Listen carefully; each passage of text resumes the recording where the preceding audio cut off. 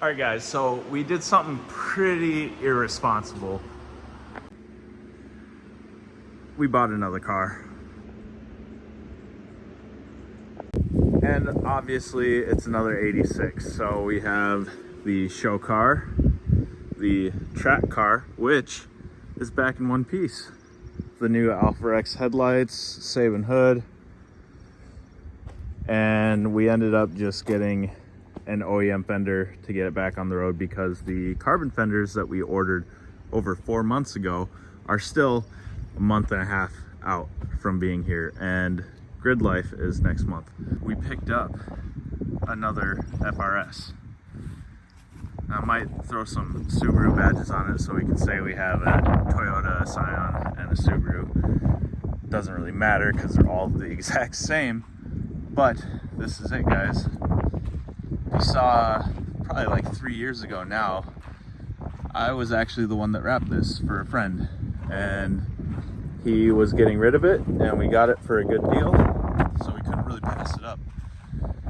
And when we got it, there was still some more purple. The hood, the other fender, door handles, stuff like that was still wrapped, but this car has been through hell. It's been in a rear end accident, which salvaged it. It's hit a bear, which took out the front end, the fender, and I don't know if the door got damaged at all, but that's all been replaced. And then previous owner's mom backed into it. So perfect little drift missile.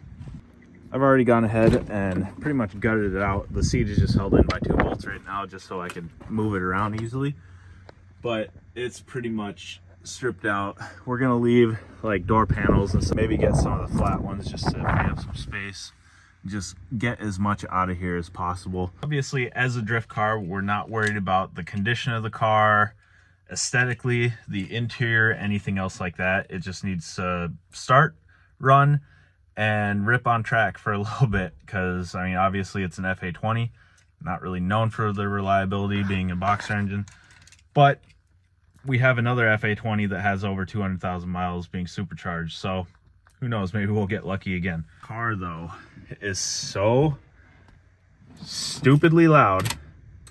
And it really doesn't help that we have it gutted out. So all the exhaust vibrations, all the noise comes right through the cabin. But let's get this in the shop and get to work on it. So it has 130,000 miles on it, which isn't too bad. 6-speed manual. And I've already been working on this a little bit to get it ready. Just because it, like I said, it was rough. So it's actually running on stock GR86 front suspension, because after I pulled the coilovers out, realized that the top hats were completely separated and it wasn't something that you could just put back together and fix. All right, so here is what we have going on today. GKTech $300 angle kit for the FRS. This is the same exact one that we put on the GR86, which you guys probably don't even know about, but we'll be putting that on. PCI slider mounts, which are for the GR86, but we are going to be putting my bridge seat into the Drift FRS. And then here is the coilovers that came in it, which actually are really nice coilovers. They're expensive anyways, but they had cheap metal top mounts on here, which were like an OEM top hat, and they rusted away here and broke. And there was nothing holding this in the car other than what is down here. So what we ended up being able to do is we ordered the Cusco camber plates, and those fit right on, thread in just fine. So this will allow us to get these back in the car, because like I said, it's running on stock GR suspension. But these are pretty nice. I mean, it's super simple. These do fit OEM suspension if you want some camber adjustments there, and they will fit at least these coilovers as well as some other ones. But before you go ahead and order these for your coilovers, if you don't have camber plates or you need new ones, do some research, reach out to the companies, and make sure that these will fit what you have, because they will not fit everything. And along with fluids, oil change, stuff like that, that is what is on the agenda today. So let's get the car in the air.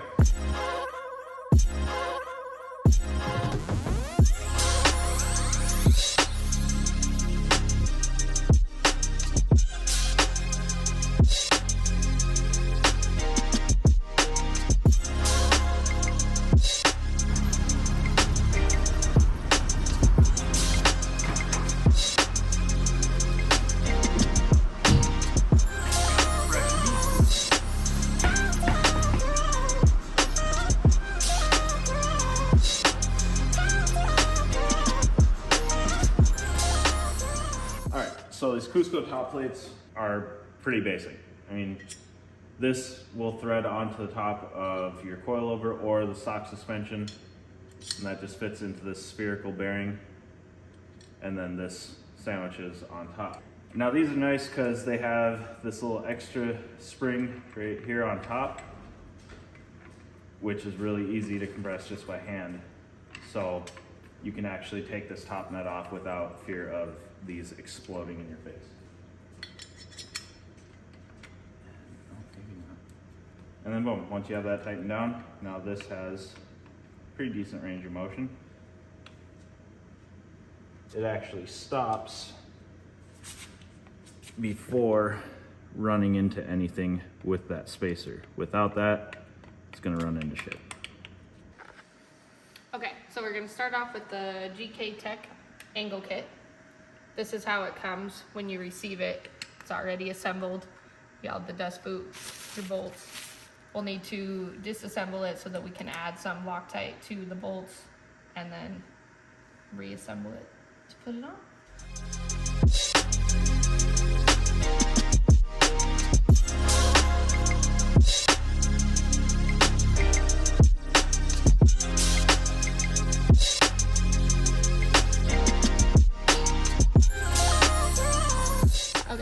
First thing, you're gonna wanna loosen up the bolt on the tie rod. We use a 19 mil, and when we loosened it, we also used a second 19 mil just to hold this. And then over here, you have a castle nut that has a cotter pin that we already removed. You'll wanna loosen that with a 19 as well. And then on the back side over here, you have another bolt that has just a regular pin that we removed, and it takes a 17 mil. So if you guys can see this little nub here, it gets in the way, so we're actually gonna just ground it flat so that you can just slide that piece right on. One thing that we forgot to mention is you are going to need to either remove or modify the brake dust shield behind the rotor. Now, if you just modify it, you just need to notch out a little bit there, which you're gonna need to take the rotor off anyways to do that, so might as well just remove it since it's super easy. Got some 12 mil bolts, 3 of them around it, and then it just pulls right off. Okay, so if you see here, you can see where we grounded that down to smooth, and then we removed where the dust shield is. And then next we will take off the tie rod. Should be able to just come off. We loosened it already. I found this on the web. Thanks. If not, Siri will help you. Yeah. But yeah, if you can't just spin that off freely by hand, it's a 14 mil wrench that fits on the upper portion there. And then you'll be able to hold it in place while you remove that. That should just slide on there. So you'll get that lined up there and in the back. And now what I did with this is I have this propped up with a socket so that the threads aren't sticking through, because that has to, there's not enough wiggle room to get that over if any of that is sticking through. So Okay, once you get that lined up, you can toss these bolts through.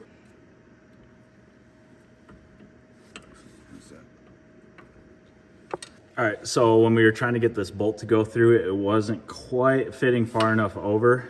And what was happening is there's a weld right here that comes across, and that was what was keeping it from moving far enough over. So what I did is I just ground down the edge, not on this new bracket, but on here. Just ground the edge down just slightly, just to get it to move over just enough where we could get that bolt through. But now that's lined up. This one back here is lined up. Now you can start putting the new hardware on and get that tightened down. And then once you have those good and tight, you can go ahead and line up this to the tie rod and start threading that back in. And as long as you have it lined up, you can just go ahead, take your 14 mil wrench, start turning this, and it will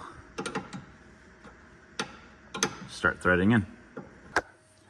And to tighten that lock nut, that again was a 19, and then this now you can put a 20 onto there to hold that in place. Once you have this all connected, just kind of eyeball it where this is going to be straight, because if you put it back to the factory position, this is actually going to be turned like this, where stock was going to be straight. So just get it, eyeball it, get it close enough, just enough where you can safely get it to an alignment shop, and then tighten that nut down. Okay, and then something to make note, so we are running a 1-inch spacer because we've noticed that with a stock wheel, it actually it hits this part right here. So these are just the stock 17s, but if you see on the inside here, it literally grounded the inside down. So we're not 100% sure if it'll rub with 18 by 9.5 plus 38 wheels, which is what we will be running on the front. But if you have a stock setup 17s, it will hit and rub, so you'll want to run a 1-inch spacer. Yeah, and what it does is, like, it literally did 0 damage to that. It was all the wheel, because that's steel, this is aluminum, so it literally just made shavings. And it really kind of messes you up, because it'll hit that and it's almost as if you got on the brakes, and it will mess up your whole drift if you lock out onto that, because it will hit that before you hit full lock. So with a 1-inch spacer, it will clear. As far as we know, we haven't tested it yet. These are from the GR86 when we took that out drifting and we had this issue. But we have the 1-inch spacers on here now, so yet to prove it, but we'll see. And we're actually gonna be running hopefully the 18s that we have right there up front anyways. But if we do come into clearance issues, then we will go back to like a stock setup up front. All right, so just finished up the angle kit on the other side now. So now both sides are done. And look at that angle. Makes a huge difference for a pretty simple part. Now these are, like we said, 18 by 9.5 plus 38. We have a 1-inch spacer, so it will clear. Can't really see from this angle anyways. So it just clears the tie rod, but it looks like it is going to be rubbing on the fender liner, which I'll be removing that since it's not really necessary. It just keeps dirt and everything from piling up back here, but that's fine. But it will rub here, and it just rubs right here, and that's with it in the air. Once it's on the ground, the tire will be a little bit higher up and it may not touch, but I'm just going to remove those while I have the car in the air. And then I'm going to do the little string method from the center of the rear tire coming across the front, just to dial in the toe as close as possible to straight, maybe a little bit of toe out. That way we can drive it and get it aligned. Also, took my bridge seat out of the S2000 since that isn't going anywhere anytime soon. And we got our new PCI sliders. Super good quality. I'm running a PCI adjustable mount in the S2000 and love it. But since this seat is good to go now, we'll go ahead and throw it in the car. Got the seat in the car, nice and solid. Slides nice and easy. Locks into place like it should. Driving position is good. After doing quite a bit of autocross, bit of road course, and now dabbling in drifting, I mean, one of the single biggest modifications that you can do to help you out is getting a bucket seat, just to hold you in place. You don't have to worry about where you're gonna be in the car, if you're gonna be sliding around. You don't really realize how much motorsports takes out of you at the end of the day until you switch to a bucket seat. It's night and day. I just got back from taking the FRS for a little cruise, a little shakedown, just to see how everything felt, make sure it wasn't making any weird noises, make sure it wasn't binding up or anything else like that. Happy to report that everything is working exactly how I want it to. And the steering response and everything with that is completely night and day with the cheap GKTech kit. Now, we did install this exact same kit on the GR86, and with that, it's a completely different feeling, which is crazy because the two chassis are pretty much exactly the same. I really, really, really like the way it feels on the FRS, which I think is gonna make a huge difference. And when I mean this steering response is crazy, it's you just touch it and it turns. So it's gonna be pretty nice. Hopefully it does well. Hopefully there's no weird issues or anything else like that that we'll find on track. If we do, I mean, that's kind of the place to do it. That's where usually the issues pop up and everything, but we'll have everything with us that we need to adjust it. And luckily everything on these cars is super simple, super basic tools. Just need a jack to get under it and you're good to go.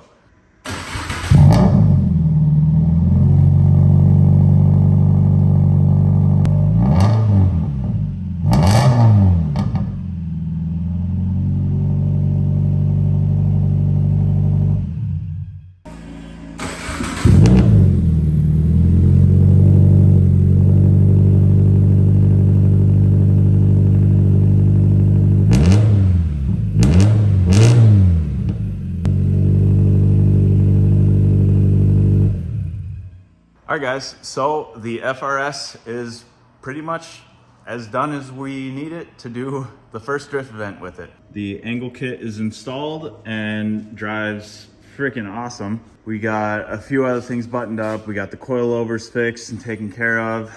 I just installed these front turn signals and they are a DRL as well, but those are actually on this bumper, which is back when the FRS got hit by a deer while I was towing it on a trailer. And this has been sitting outside for like 2 or 3 years. So I took the turn signals out of there, put them on here since this one apparently just had no turn signals on it. Another little thing with this car. And then got the seat out of the S2000 as well as some new PCI slider mounts, and those work flawlessly. Got the interior back together and got some tires mounted on the drift spares. So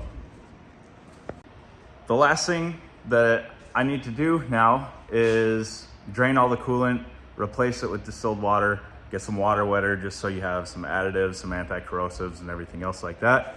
Running water is perfectly fine.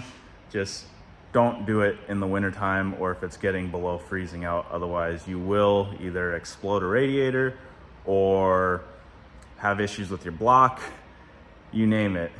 Water expands when it freezes. So you don't want that in your engine in the wintertime. But on a car like this, it's gonna be drifting and only used in the summertime. We're gonna put water in it. Just gotta remember when it does get cold again to drain all that water out of it.